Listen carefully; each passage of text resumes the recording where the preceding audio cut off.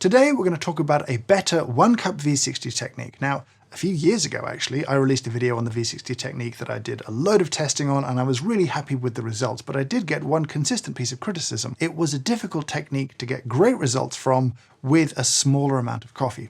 And I think that was probably justified criticism. So we acquired a few different V60s. We did a lot of testing. We went back to the drawing board and we have ended up, I think, with a really fun, really easy technique that gets really delicious results. Here's how the video is going to work. I'm going to walk you through the technique as I brew some coffee and highlight the key steps involved. Then I'll talk through some of the decisions and testing that we did in terms of why we're recommending that you do it the way we recommend you do it. So let's get into it. Now, this technique actually has quite a lot of crossover with the original technique. We're still going to use 60 grams of coffee per litre, but because we're brewing 1 cup, today we're just going to have 15 grams of coffee beans to 250 grams of water. Here I've got my 15 grams of coffee. It's a relatively light roast. We will touch on techniques or adjustments for darker roast levels a little bit later on. Now, because we're brewing 250 grams, right now it's a pretty good idea to carve that up into 20% blocks.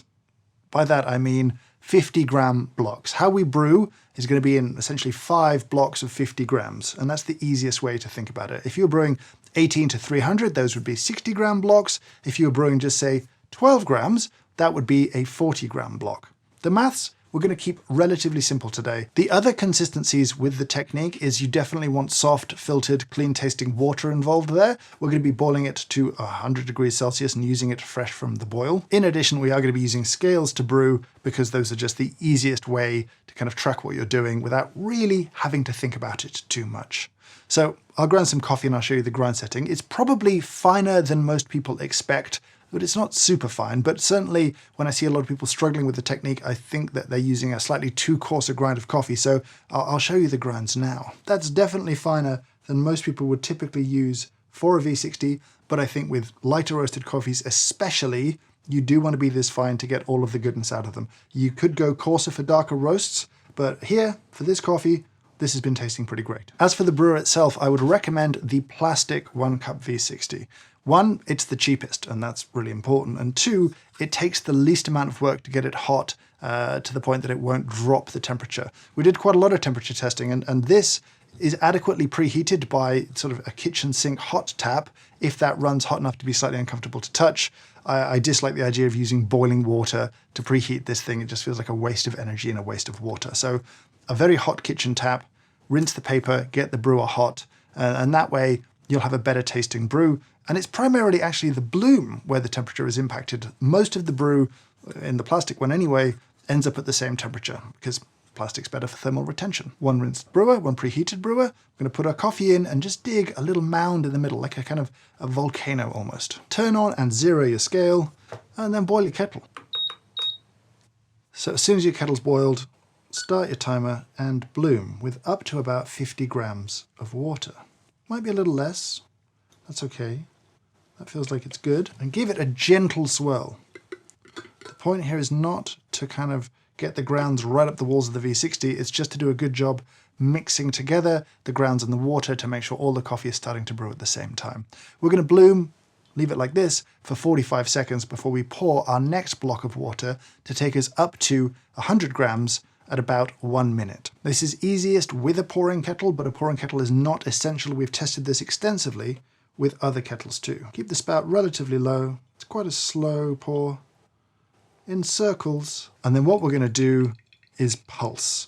So at 110, we're going to add another 50 grams of water, and that should take us about 10 seconds. Pouring in circles as you go.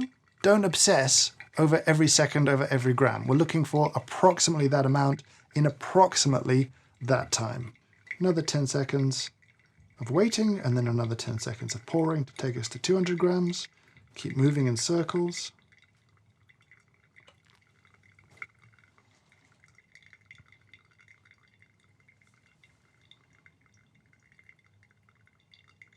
And then that last dose to take us up to 250 at 2 minutes. At that point, give the brewer just a gentle swirl. You should have plenty of space at the top to be able to do that. It shouldn't be full to the brim. If it is, your grind may be too fine. And then let it draw down let it drain out. Now, we tested this with a few different papers. We tended to see brew times of around 3 minutes, but your mileage may vary. If you've swirled too aggressively, you might have clogged the filter paper. That will slow down the drawdown. Your grinder may produce more fines. That'll slow it down too. You still kind of have to go by taste a little bit in terms of nailing that grind size. But with most good grinders, I think a 3-minute brew time is pretty normal in most circumstances. Again, the point here is not to obsess over nailing the exact numbers. We found this to be really a pretty tolerant recipe. And as we get to 3 minutes, the bed is dry, we have brewed a delicious cup of coffee. So the question that you'll probably have is, why was I doing the pulsing the way that I was doing it? And we did a huge amount of testing on this to try and understand what worked well. Now, depending on how quickly you pour and from what height you pour, you'll vary the way that you agitate the bed of coffee with that stream coming in. What we generally found worked best was always to use a circular pour throughout, regardless of anything else. It helped distribute the water across the coffee, and it helped distribute the agitation across the coffee. You'll see a number of techniques that recommend a center pour. We didn't have great results with that unless we were pouring from higher up to the point that the stream, as it fell, was broken.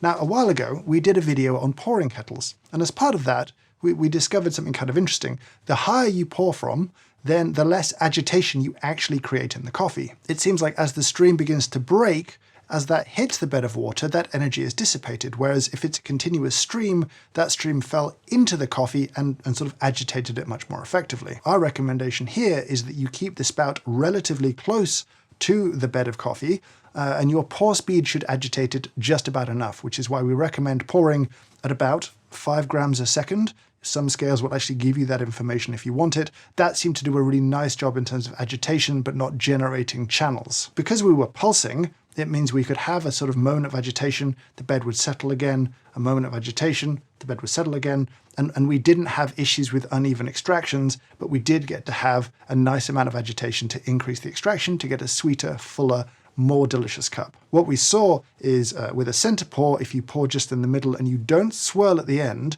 then you kind of see what you did to the bed. And a center pour just created a kind of massive crater in the middle of the bed and led for an uneven taste. Whereas the pour from higher up actually didn't do that. It just didn't taste as good because it hadn't done as much agitation. It's all a lot, I know, but the ultimate recommendation or the ultimate best practice from our testing was these little pulsed pours of 50 grams every 10 seconds, giving that really nice mixture of even distribution and even agitation that was controlled and actually pretty repeatable regardless of the kettle that you were using. And actually, in terms of brew temperatures for darker roasts, I would be down at 80 through to 85, going up to sort of maybe 90, medium roast then 90 through 95, but light roasts, you want to be at boiling point. Coming back to these brewers again, the difference in thermal stability and the sort of need for preheating between the plastic and the others is really massive. Both the ceramic and the glass really needed a lot of preheating, and you have to do that with boiling water, which I find a little bit wasteful and frustrating, but they are nice objects to own, and if they are preheated, they do brew kind of normally, they're kind of the same as everything else. But one interesting fact that sort of blew my mind is we brewed a non-preheat and a preheat side by side, and the end extraction was identical, right? We can't detect a measurable increase in extraction from preheating. The taste, night and day. And this is a classic example of measurable extraction does not always correlate with the best tasting cup of coffee. And this was so interesting for us to taste that that drop, particularly in the bloom of temperature, really left the cup feeling less sweet, more acidic, and just less enjoyable overall. So preheating, I think, is really important. With lighter roasts, using freshly boiled water straight off the boil, I think, is really important. We found that once you were kind of in the ballpark of the technique, the coffee tasted pretty good. And if the coffee were to taste really bad, the first thing I would look at wouldn't be necessarily the technique. I would be more concerned about grind size or grind quality. I would be more concerned about water, and I would potentially be then concerned about the coffee itself. There are a lot of different V60 techniques out there, and they pretty much mostly all work. This, for me, felt repeatable, easy.